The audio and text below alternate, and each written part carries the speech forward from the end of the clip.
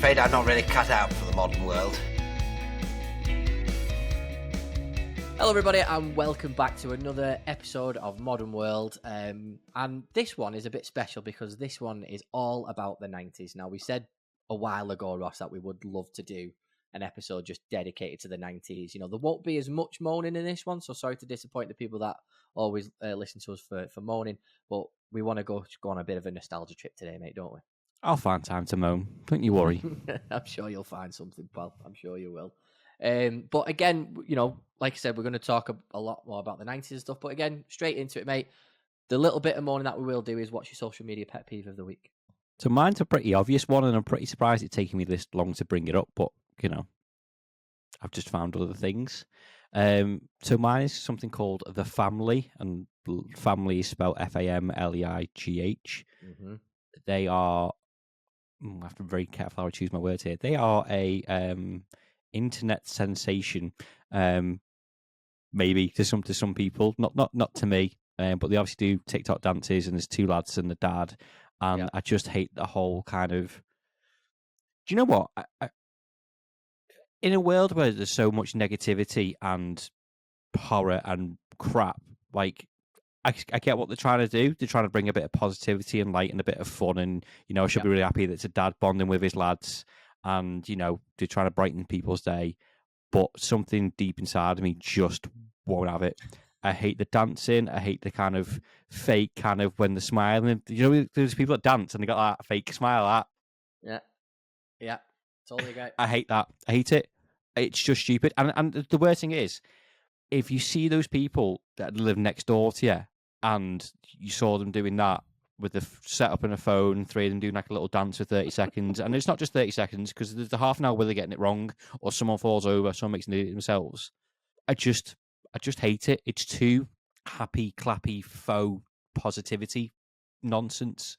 It irritates me. And I actually know someone that likes them for the fact that they irritate people, which is quite funny, actually. Yeah. I agree with you. Every time I see the videos, it winds me up. And it's probably entertaining for a lot of people, but I bet there's more people that follow them to hate them than there are follow them to like them. A bit like Arsenal Fan TV. They've got more subscribers because people love seeing what they do when Arsenal lose. And again, business model, it works fine, brilliant. But yeah, I'm not impressed with The Family or whatever you say, however you call it at all, mate. Yeah, can't stand them. I'm sure they're really nice people, but no, can't be bothered. I'm sure they are, but I think the way my mind works is like when you do something, it has to have a means to an end. So what are they doing it for? Do you know what I mean? How does that conversation start? Like, do you have a dance? I mean, they could probably where good did dancers. that happen? Did one of the lads like drunk one Christmas just decide to start dancing? Whether it's his twin or whatever, I don't know. Starts doing the same thing, and then the dad just does the dad dance in front of him, and all of a sudden, oh my god, us three can dance. You know, I don't know how it started, but. We could have fun as a family, or we could record it and put it on the internet for everyone to see. But they're not teaching people how to dance or anything like that. It's just I just don't know what it's for. I don't know what people get out of it. No, it just annoys me. Isn't the sister involved now as well? I don't know. And she's probably on the bandwagon because she's seen how successful it's been. Where was she from the start? Where was her enthusiasm and input? Going, no, this will be really well. She's like, oh, I'm not doing that. You guys have all got, you've all got brand deals. Oh, I'll jump along as well. Do you know what? It's just a broken family trying to cover up the fact that no one in that house likes each other. Yeah, mine's people who talk about situations that have been a bad situation or the location of where they are, and they basically say a stupid thing like, you know, an accident will occur in a certain place, and then they'll go, "Oh my god, I was only there 2 weeks ago." Okay, yeah, but you weren't there when the bad thing happened. So, have a bit of respect. Oh my god, I can't believe that shooting in Vegas. I can't believe I was there 3 years ago. Okay. Yeah. Do you know what I mean? I can't stand that. So people looking for sympathy. Oh my god, I can't believe I was there yesterday. What if I'd have just gone today? Making a disaster or a horrific incident about yourself is one of the worst traits in a human being. Full stop. And it was the same the other week when we talked about a celebrity death, a celebrity dying. It was like, oh, I interviewed them once. Here's the link. Cool. Here's a link to the video. Yeah, here's a link to the video. Like, it's not about you. Disaster's not about you.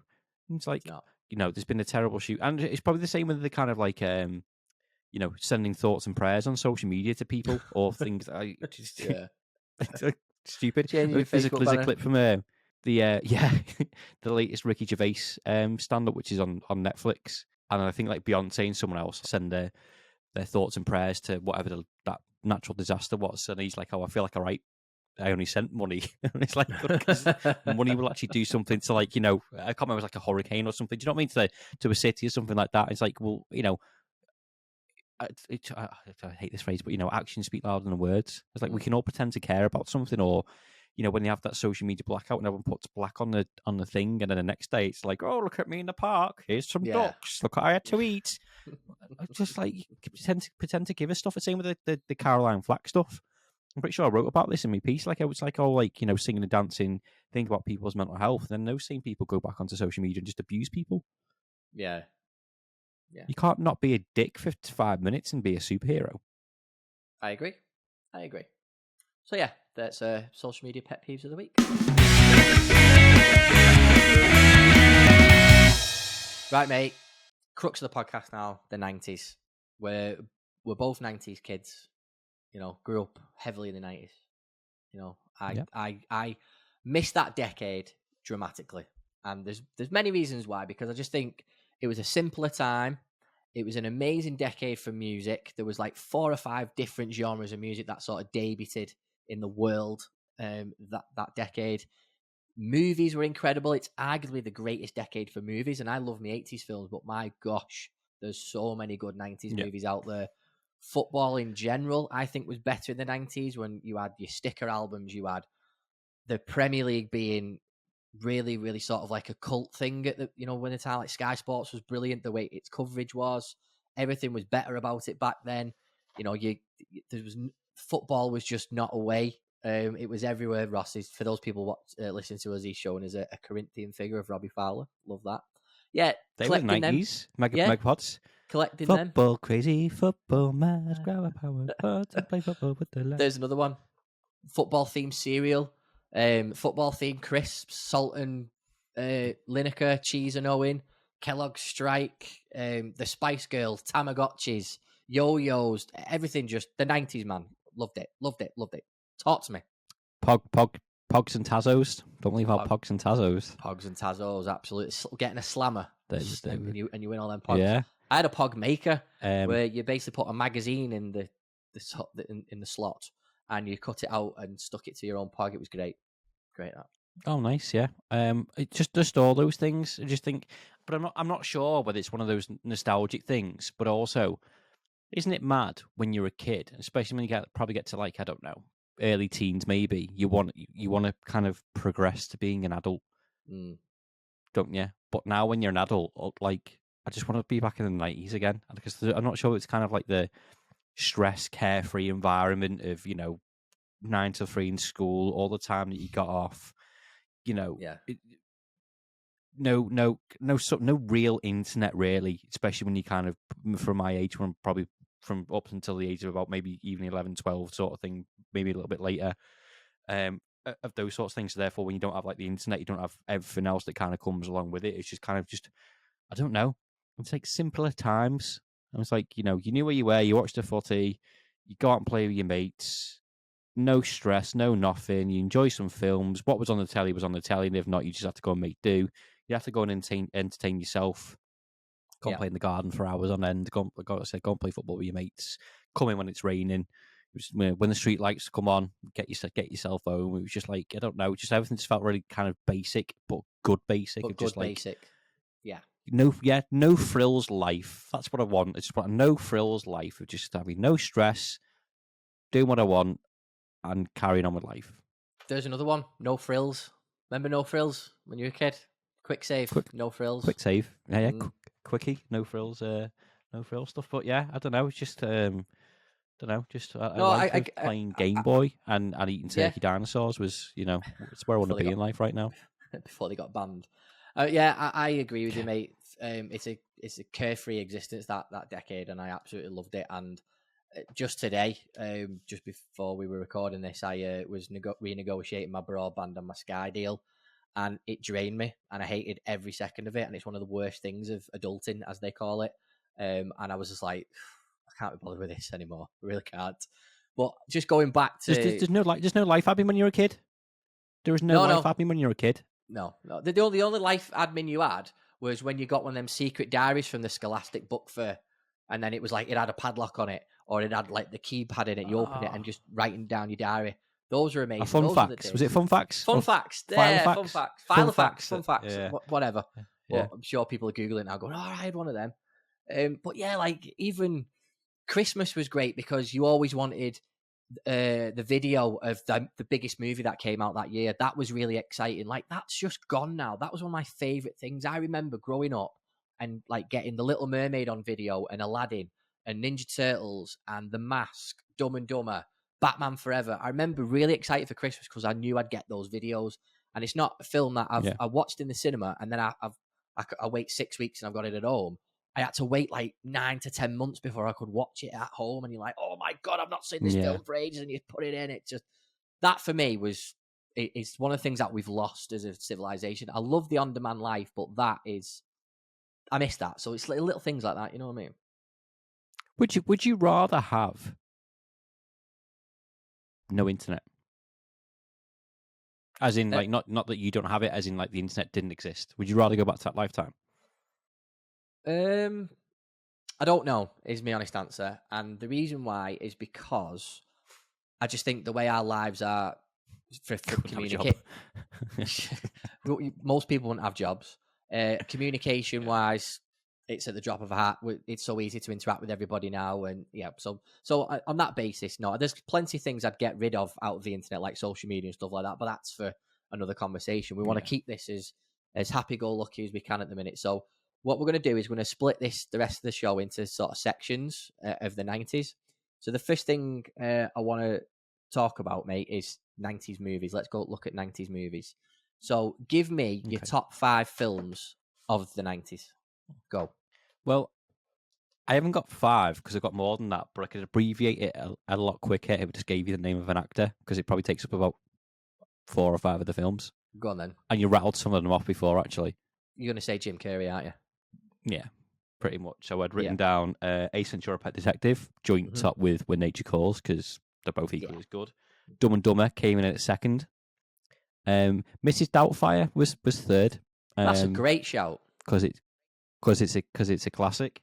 At number 4, which I think is a really underrated movie and doesn't get spoken about a lot, is Hook. Oh, fantastic! Yeah, Hook was. So I'm definitely going for a Jim Carrey, Robin Williams theme here. Anything that them two were in, I think is just absolutely brilliant. 5, I went for Home Alone, the first one. Yeah. Because it's just, that's your childhood, that, and I still watch it to this day. And then 6, where I put The Mask. I could have put in Batman. I could have put in some other films. We had a massive debate before about Star Wars films being in there, but are technically not a 90s film. Something's what you said to me before, and you're right. So I haven't picked them. So I just think anything that's kind of Robin Williams, because I think Big was Big. Big was a 90s film as well, wasn't it? But then also, as you were talking before, there's like, I just didn't think about Disney films, and I didn't think about kind of like Toy Story. I remember going to watch Toy Story 1 with the grandparents. Toy Story completely changed everything. Like the way animated movies were done, when what Pixar did was just unbelievable. And I remember seeing it for the first time in the cinema going, oh my gosh, what am I looking at? This is unbelievable. And just Disney went from going Lion King, Aladdin, Little Mermaid style animation to that. And it was brilliant. It was so ahead of its time. And yeah, mate, Toy Story is brilliant. Even today, Toy Story is fantastic. It's, 30 years old in a couple of years. And Is it? Yeah, it's still, everyone just absolutely loves it. Everyone absolutely loves it. I can't believe it's 30 years old. 95, yeah. 95 it came out, the first one. God, I feel old. Yeah. I'm so old. Yeah, God, right, Jesus. absolutely. But again, you look at it. So I'll give you my 5. So these are in, my favourite film of the 90s was Forrest Gump. Just okay. Your classic.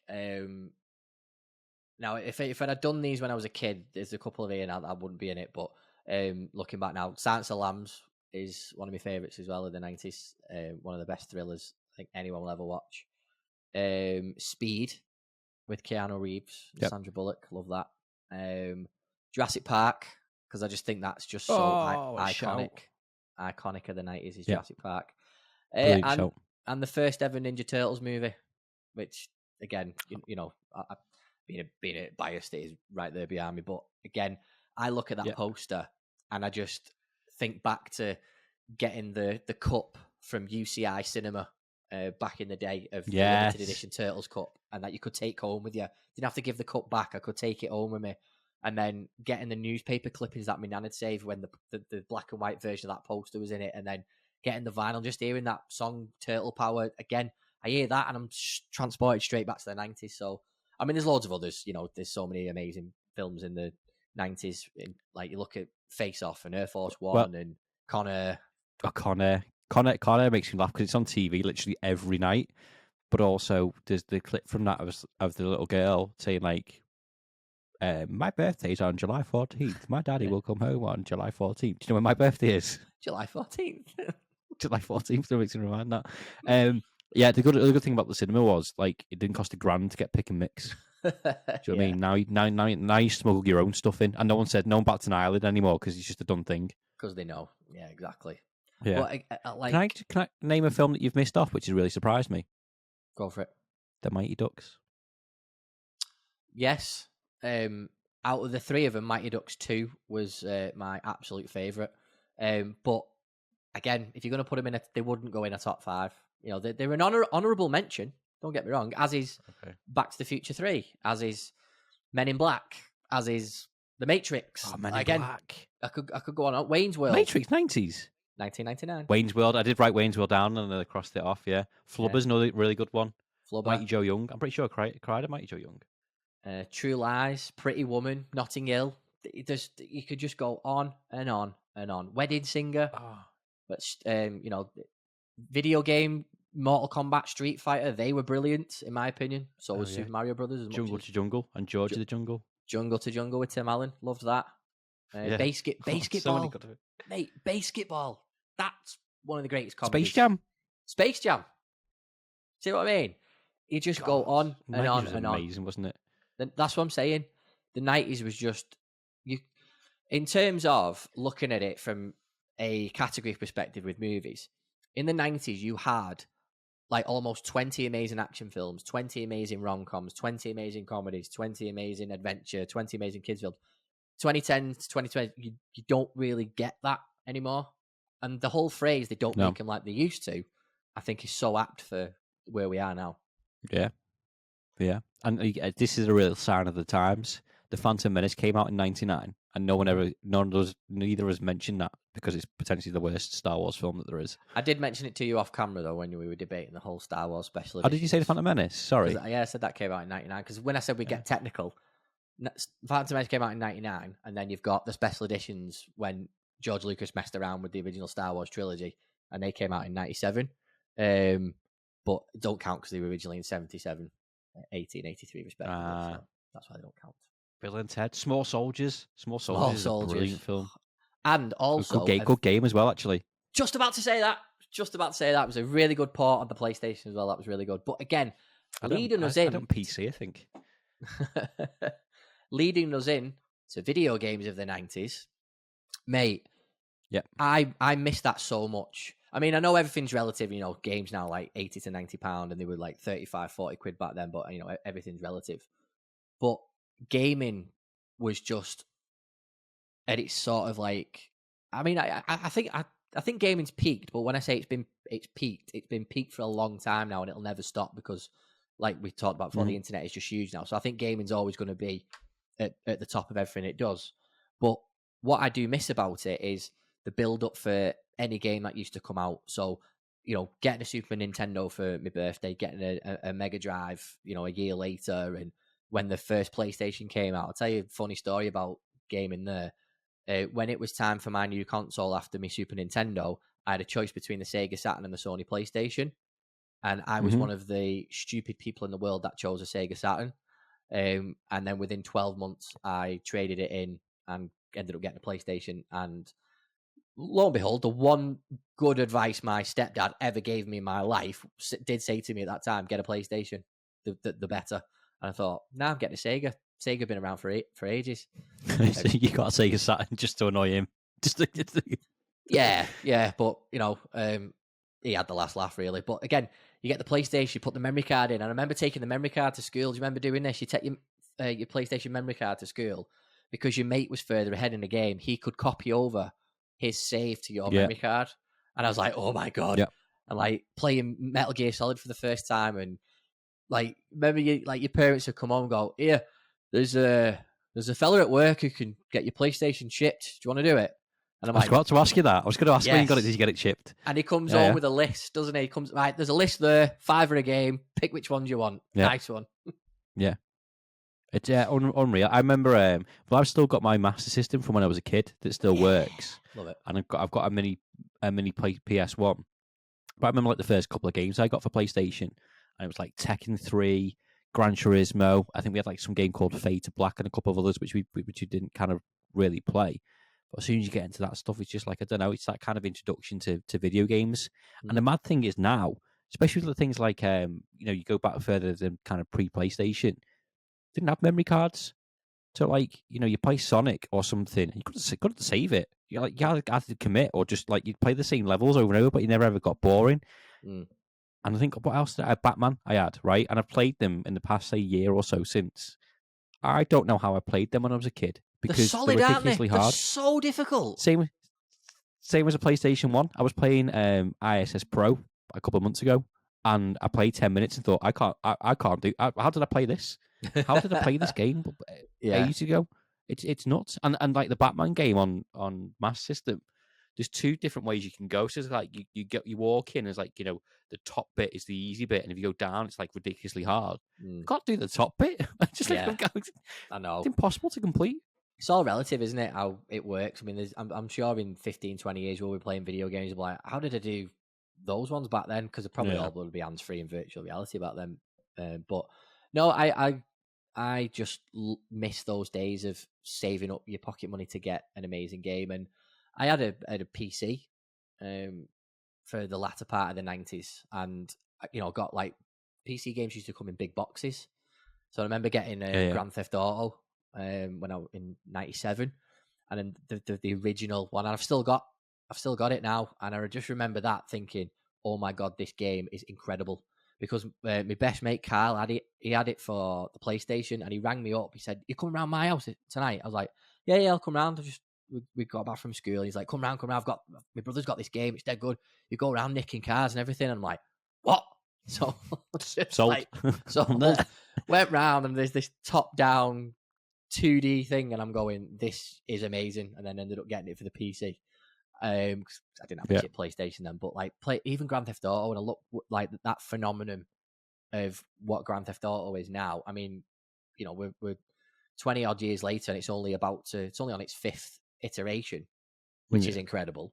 But yeah, although its fifth iteration, the fifth one's in its fourth iteration because they brought it out on PlayStation 4, didn't they? I think it even might have been 3 or something. Oh, 3, sorry. It might have been. I don't know. Yeah. I don't know. It's that many, but.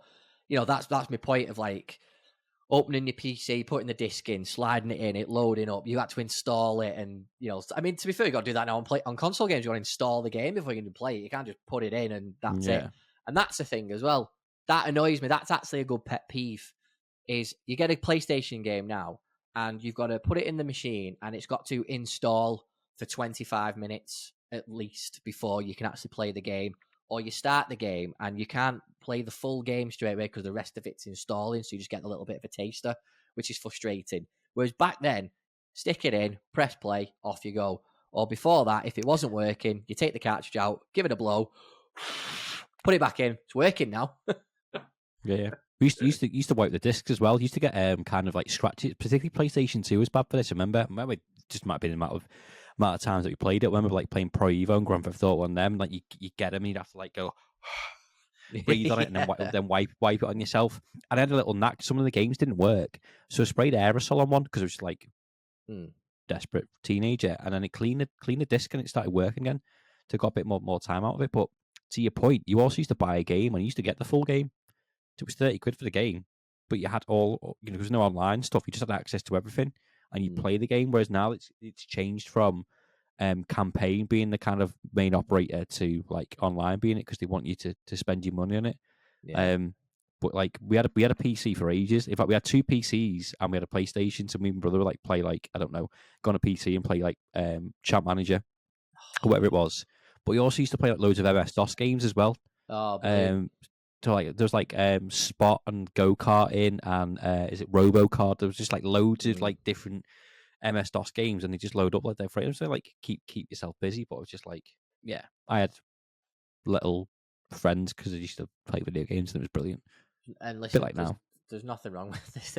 There's nothing wrong with it, mate. But it was just simpler times, and again, it annoys me like with like FIFA Ultimate Team. Now I haven't played FIFA Ultimate Team in best part of like 8 to 10 years. I think it's absolutely disgusting what they charge for it. It's a joke. I've got a little story about that. There is a small dent in my living room wall because of FIFA Ultimate Team.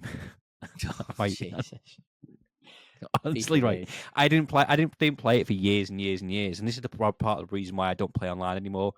Because when we were kind of teenagers, we'd spend 6, 7, 8, 9 hours a day playing it. Particularly on your days off, or whatever, and you smash it. Whereas now it's like I've not been on my PlayStation for a good couple of days. I'm not particularly bothered about it. I might play it for half an hour and then I'll turn it off or I get bored. So started playing Ultimate Team again, was getting into it, and I was quite good. And it just got to the point where I just couldn't get near the ball, and just got me control and I just went rah, and then threw it at the wall, and there's a big dent in it, and I haven't played it since. It's not me. It's not what I'm I was going to say, you wouldn't get that now because you wouldn't get that in the 90s because the controller was on a wire. So if you're throwing the controller, it's only going to go so TV far. go with it. Yeah, exactly. Yeah. But no, again, give me those days back. I mean, we've got one of them consoles where it's got like 50,000 games on from like every retro console going. And it's amazing having all my Master System games and all my SNES games in one little tiny box. And it's amazing. And I absolutely love that. And it's great to play them with Freddie as well. I'll show you next time you come round, mate. It's pretty cool. Yeah. Sure, to get one. Sounds good. Yeah, but like I said, the gaming back then was just brilliant because it's like, oh, you lend me that game and I'll lend you this one. It's not like, play it and then you go, yeah, I'll download that tonight. Just there's none of that. It was just so much better. Come for a sleepover. All right, you bring your console or I'll bring mine, and you bring. I've got that game, but bring this one. And you have a brilliant sleepover. Amazing. Love that. Miss it. What did you have on what did you have on your Game Boy? I got the very first Game Boy. Not the first one ever sold, just like the original machine. Yeah, I got Tetris and Jurassic Park. They were the first 2 games I got for my Game Boy. Oh wow. What colour Pokemon did you get? I've never played Pokemon in my life. Have you not? Nope. Oh, you're a little bit older than me though, aren't you? So maybe you missed that. This is a conversation you should have with Becky, because since we have that console that I've just been talking about, right? If I'm watching the football, she's playing Pokemon Yellow on the Game Boy on a 50-inch TV, and I lose her for about 4 hours. Oh, right. I was always Pokemon Red. My brother got Yellow because he got the yellow Game Boy. I got the grey one, but I always wanted to be Charizard as well. So, no, not a clue what you're on about there.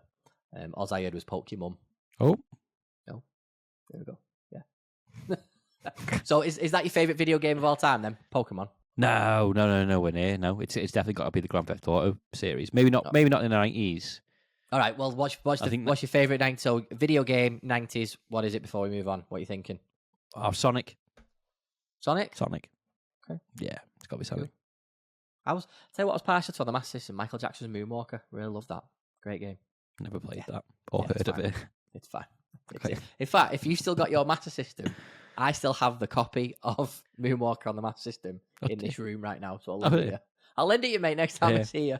So moving on from gaming then, mate. In fact, instead of do music first, we'll do TV first because that'll be a little bit quicker. But yeah, TV as a kid, cartoons wise, what was you watching when you were a kid? Well, there was the stuff that was on terrestrial, but I think we also had a bit of Sky. During the 90s. So you were posh, weren't you? If you had Sky or cable, you were a bit posh. It was all Cartoon Network, mate. So and like literally could just sit from at 6 a.m. till whatever it was and just watch Cartoon Network. It would have been fine. The Jetsons, the Flintstones. I think Tom and Jerry was on there as well. But then you obviously had things like the Rugrats, which was quite cool. I think that's a pretty good theme tune as well. Ren and Stimpy, Cow and Chicken, like some of them right now. If you watch them back, particularly Ren and Stimpy, it's just weird because it's just like, hey, Ren, and it zooms into like a massive bogey or something. It's just like, Yeah. I don't know. But when you're a little lad, it's like, it's funny. Yeah, exactly. Yeah, Half the Pinky stuff in the that they did, Brain. Pinky in the Brain, yeah, Dexter's Lab, that type of stuff. Yeah, all that. Yeah, Brilliant. I agree because there was a lot more crazy stuff on Cartoon Network than there was on Nickelodeon. Nickelodeon had a lot of sort of shows like like you said, Rugrats and stuff, but then they had like Keenan and Kel and Sister Sister, didn't they?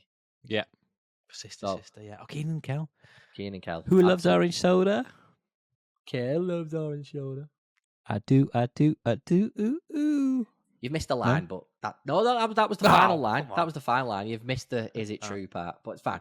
But yeah, when I was growing up, obviously born in '85, my favorite TV show as a kid was the Thundercats. But like I watched that mostly in the late '80s, really. But the '90s was so good for TV shows because obviously the broaden of Sky and Cartoon Network and cable and Nickelodeon, it just gave you that. You're like, oh my god, they've got a dedicated kids channel. I don't have to wait for Saturday morning for the kid. I can come home from school and put them on straight away. Amazing. Yeah. Like, I mean, terrestrial stuff was good because I used to like Art Attack and that that comic book one where was it called Zap?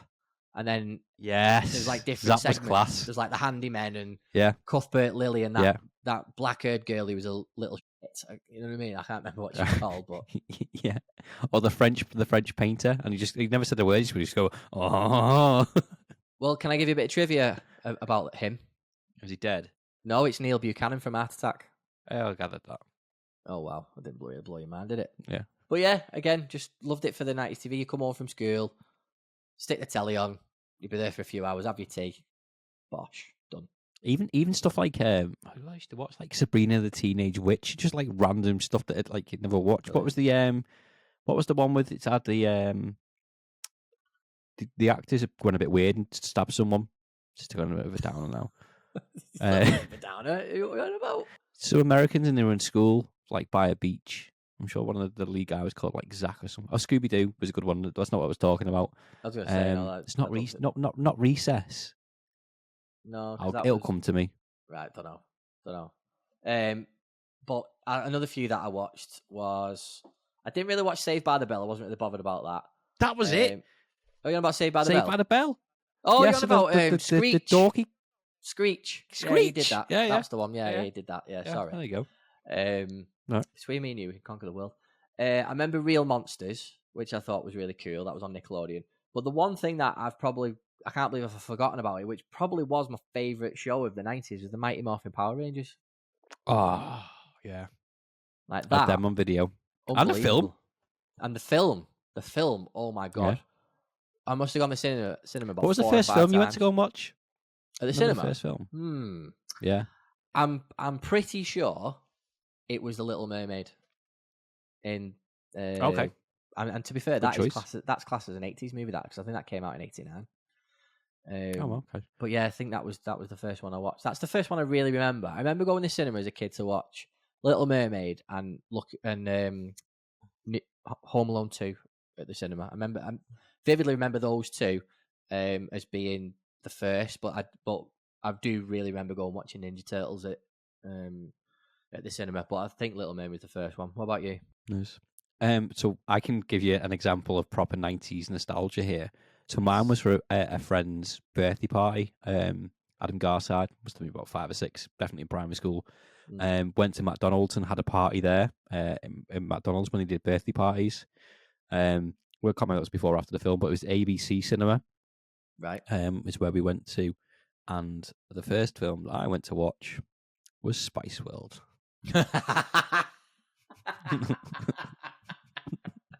Not through choice, because that's where we went. Brilliant. I'm pretty sure that's the first one I can certainly remember. I'm pretty sure I might have been to one with my parents, but to memory, I think Spice World is Spice World. Well, I'll tell you what, mate. In terms of moving on, let's just move straight on into the music and let's just talk about the Spice Girls. Yeah, an absolute phenomenon. I think people can deny it, especially from a male perspective, because there's lads who I go to school with and stuff like that.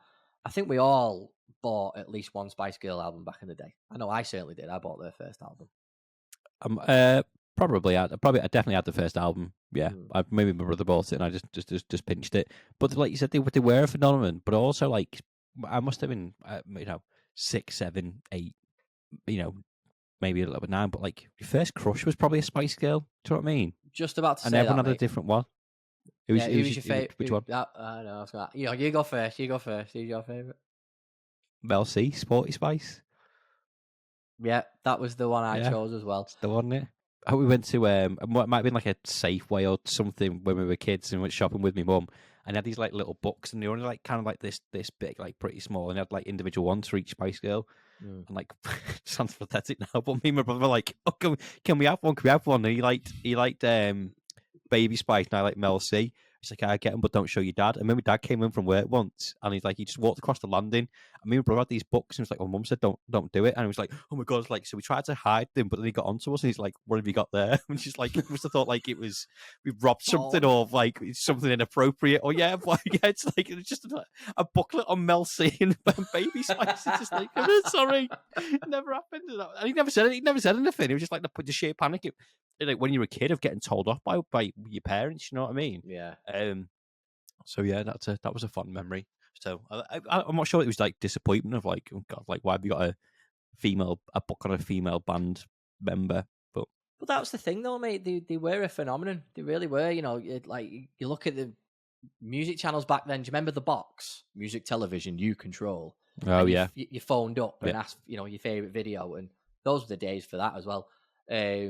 But they were amazing, and as a young lad when they debuted, I was 11, so you sort of at the age where you're starting to sort of look at that of females in different ways and stuff. And yeah, I only liked Mel C and she was my favorite because I knew she was a Liverpool fan because I was obsessed with Liverpool. That was the only reason why. Yeah. I mean, my bedroom wall was covered in Liverpool players and it had a big poster of Mel C. I remember that vividly. I look back now and I go, yeah, she definitely wouldn't be my favorite now. No offense, Mel C, but what are you picking now? Well, certain people in that Say You'll Be There video, you know what I mean? Just, I will research that after this. But it brings me on to music. Now, I, as you know, mate, love my heavy metal and all that type of stuff, but I do love some 90s classics. I just think there's some brilliant tracks. And I look back at growing up in the 90s of music, and at the beginning of the decade, you had sort of the different types of dance music. So, Show Me Love was the back end of the 80s, and, beginning of the 90s, we had like Rhythm as a Dancer and Mr. Vane and Ebenezer Good and, all that sort of stuff. And it was really good dance stuff. Good. Easy good. Didn't realize it was about ease until I got older. And then you sort of segued into a little bit of grunge. We had Nirvana and Soundgarden, and then Pantera came along, and then Britpop in the middle of that as well.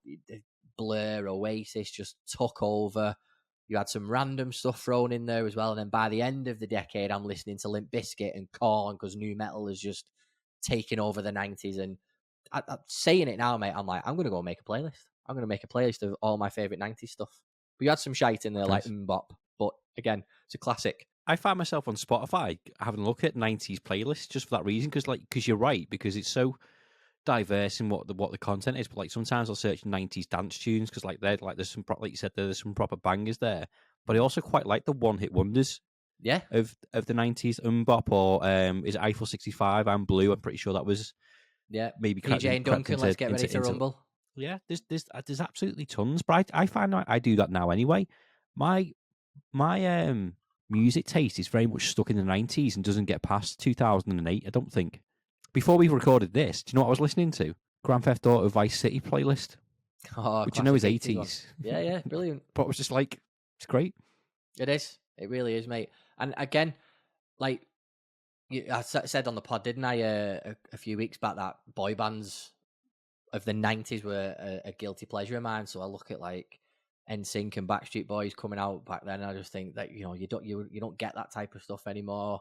But again, like, I'm just going to rattle off a couple of songs here that just scream 90s to me, okay? So, one that you'll love a lot, Losing My Religion by R.E.M. Yeah, classic. Banger. Yeah. My Heart Will Go On by Celine Dion. Yeah. Just makes me think of the 90s. Born Slippy by Underworld, which is famous from Trainspotting. Oh yes, that's on my playlist. Got that. Yeah. Bittersweet Symphony by The Verve. Tune. Yeah. I'm not a particular fan of this, but it does remind Truly Madly Deeply by Savage Garden. Yep. That's a good touch. Why don't you like that? I don't know, just never taken to it. Jump Around, House of Pain. Jump around, jump up, and get down. What Is Love by Hadaway. Baby, don't hurt me. That's the one.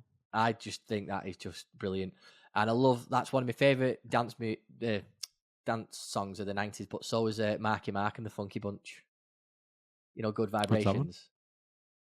Oh yeah, it's good vibrations. Yeah. Snoop is all 90s. Ice Cube. Ice Cube, yeah. Ice Cube was good when he did "You Can Do It" from the Next Friday soundtrack, which is brilliant. I was thinking of "It's a Good Day." Oh yeah, that as well. Yeah, really good. Check yourself before you wreck yourself. Chickity check. I tell you what, though, before you wreck yourself. What song took over the summer of 1996? Sinead O'Connor. 3 Lions, mate. Okay.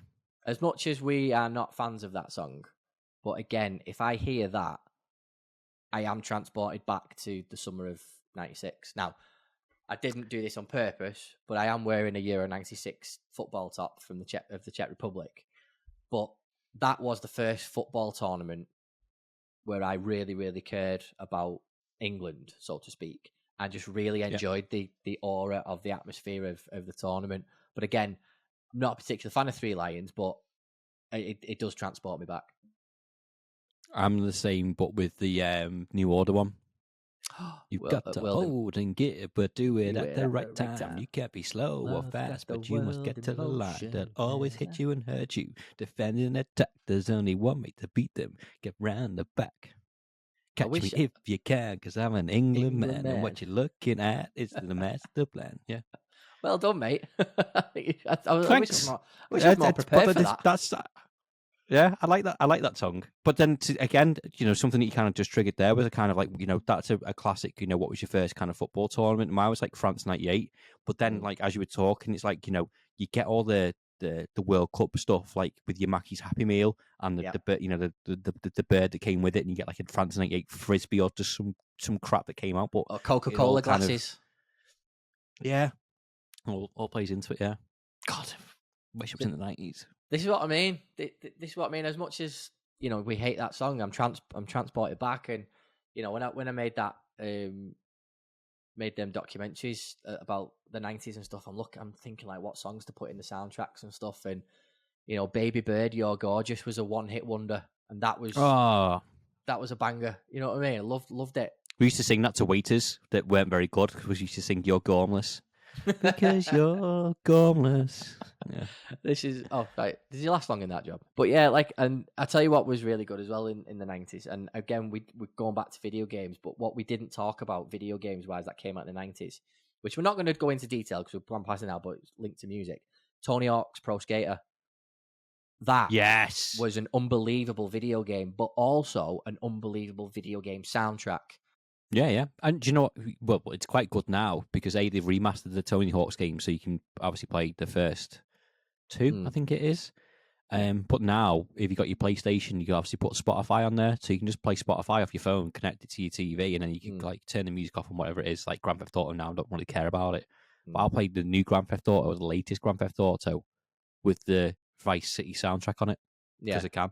Because you can, yeah. And again, the wonders of technology and the internet.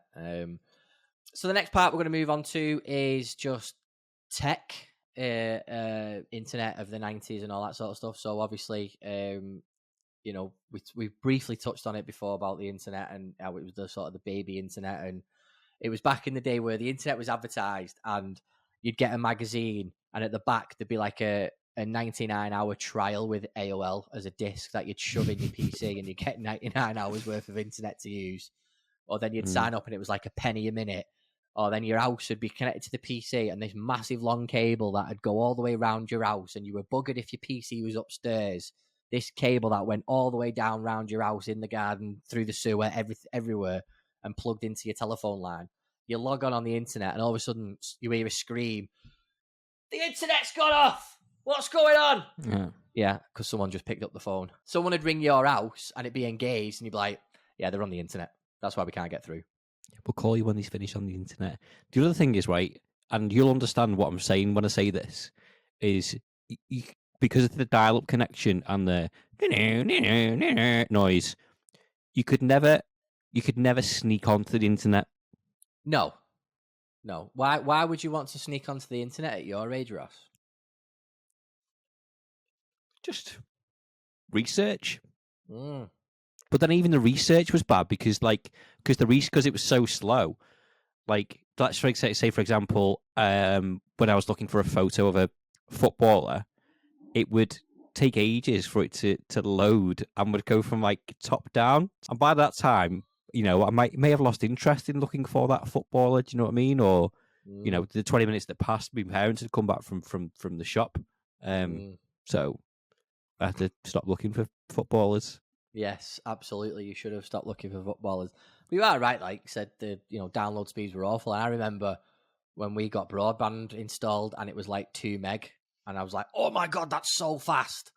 But the reason why we really wanted the internet back then was I was like, "Oh yeah, I need it for the last years of high school and beginning of college is like 2001, 2002." But no, I wanted to use it for Napster and LimeWire. That's exactly why I wanted the internet. I'm a Napster kid. I was the first one I ever used was Napster, and then people were using LimeWire and Pirate Bay and Kazaa. There was all those as well. Because you'd be like, I'm just going on the internet for a bit, and then I'd like pretend I'm on. You remember Encarta? Remember, you used to get Encarta, the encyclopedia. Encarta 95 was the first one I had. Yeah, there you go. Just did some research. Encarta 95, which is now Wikipedia, which I know it's not, but might as well be. But they're like going on Napster for 2 hours downloading loads of songs, but it peaked at LimeWire. LimeWire was great. Download Limp Bizkit, Take a Look Around, and then you downloaded it, and it took like 10 minutes, 20 minutes, 30 minutes to download, and then you open it, and it's like full of adverts, or it's something else. Not the right song, or it's in Russian or something. Yeah, or it's a dirty, dirty movie. Oh, it never happened to me, that. It happened to me. Yeah. Very disappointed. I was downloading a few like Limp Bizkit, Korn, or whatever Metallica songs, and can't remember which song I was downloading, but one of them I downloaded, and it ended up being a dirty movie because I thought I was downloading the actual music video, and I wasn't. Did you read it properly? Well, yeah, it said like Korn or Limp Bizkit. Korn is very close to cock. I was going to say porn. Oh, is it porn? That's even better. Yeah, don't know why. Oh god! Right, but yeah, you came up with that word. Like nowadays, where people have got like, "Oh, I'll send you this funny video," and you open it, and it's that sort of orgasm noise, isn't it?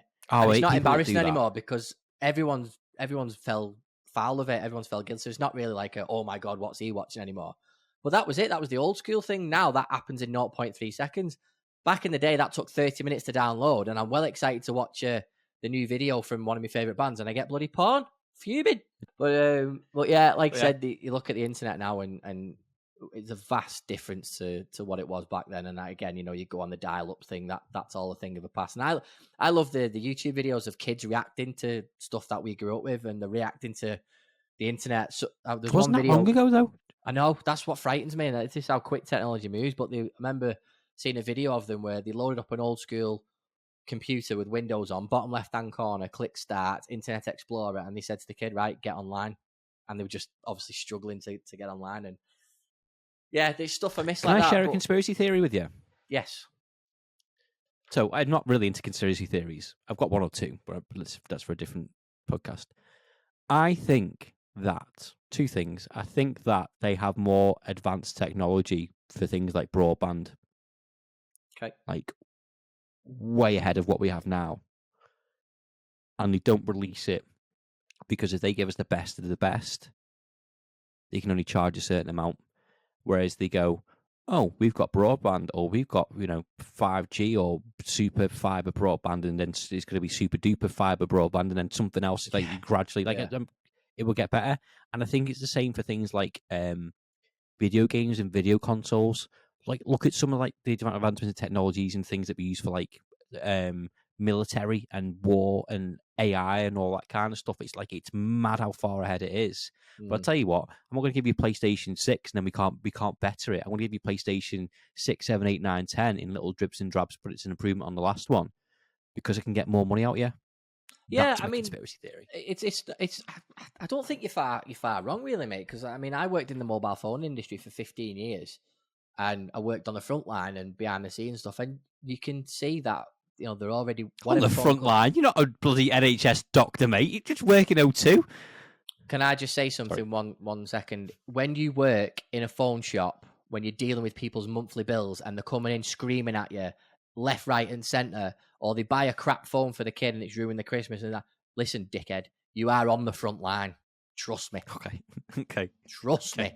Yeah, Mister. I worked in a restaurant, so I didn't get all the crap off that the waiters got off the customers because I made the food and fucked it up for them. So don't you talk to me about being on the front line, Sonny Jim. Did both, actually. I did both. Right. Well, then. I don't take the piss out of you, so you don't take the piss out of me. you just have. It was a retaliation. Tell me your frontline story. Go on.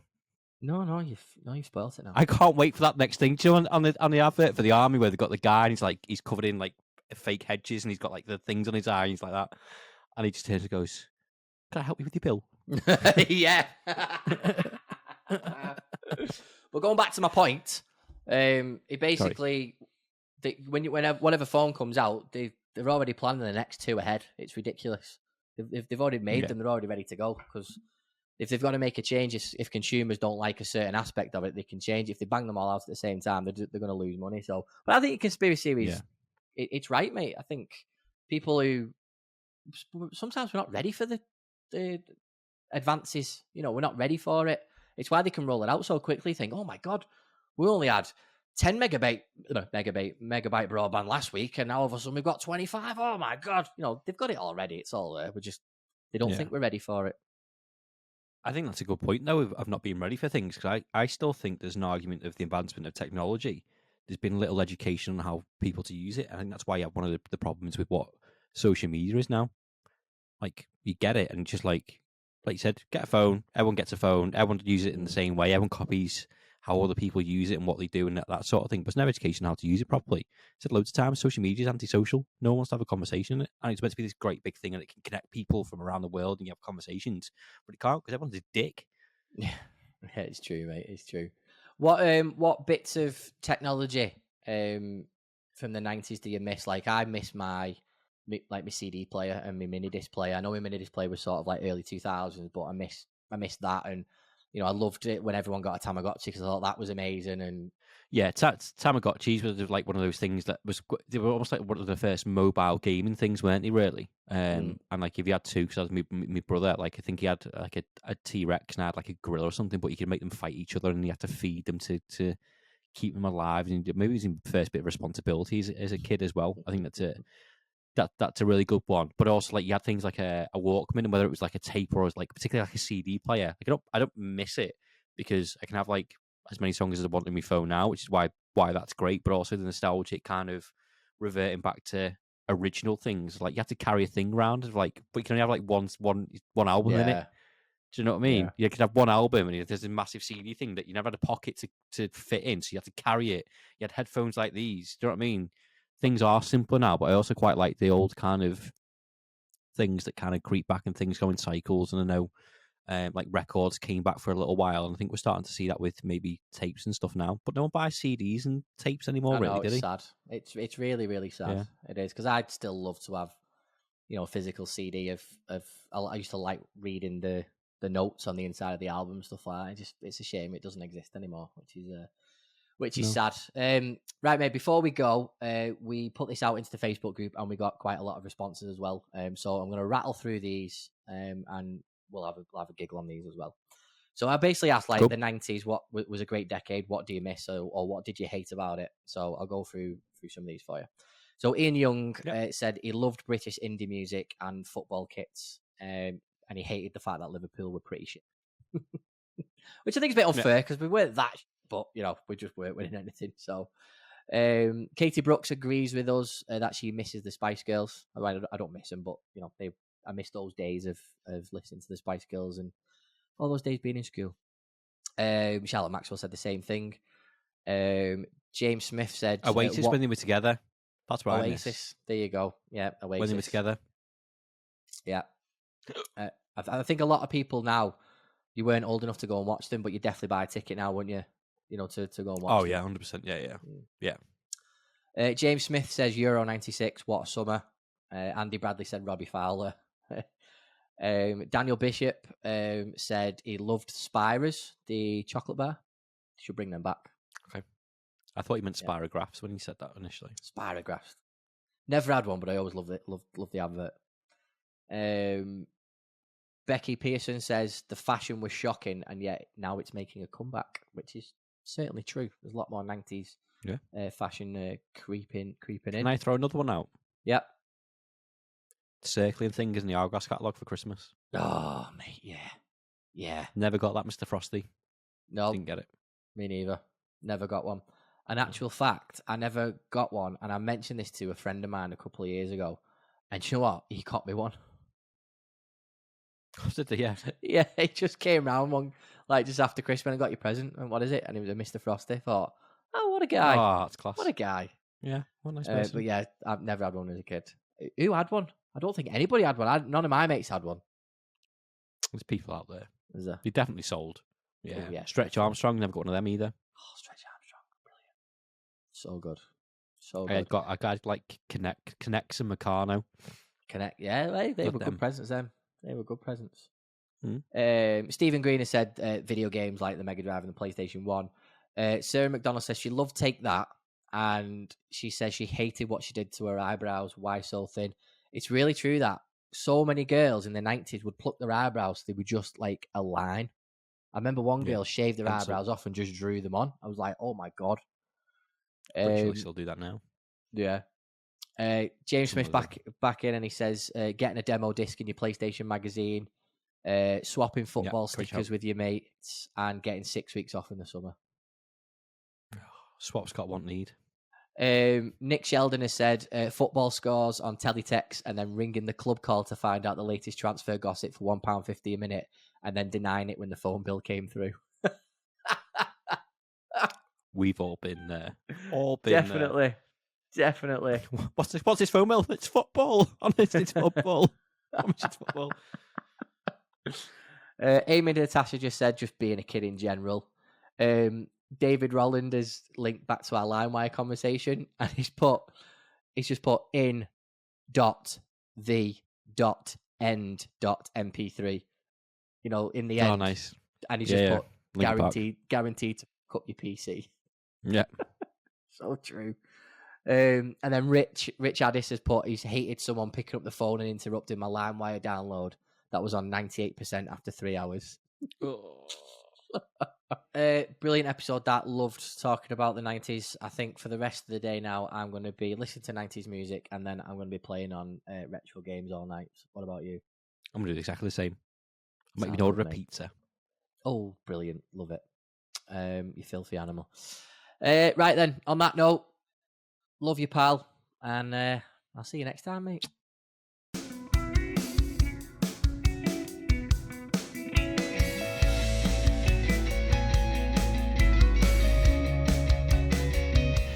I'm afraid I'm not really cut out for the modern world.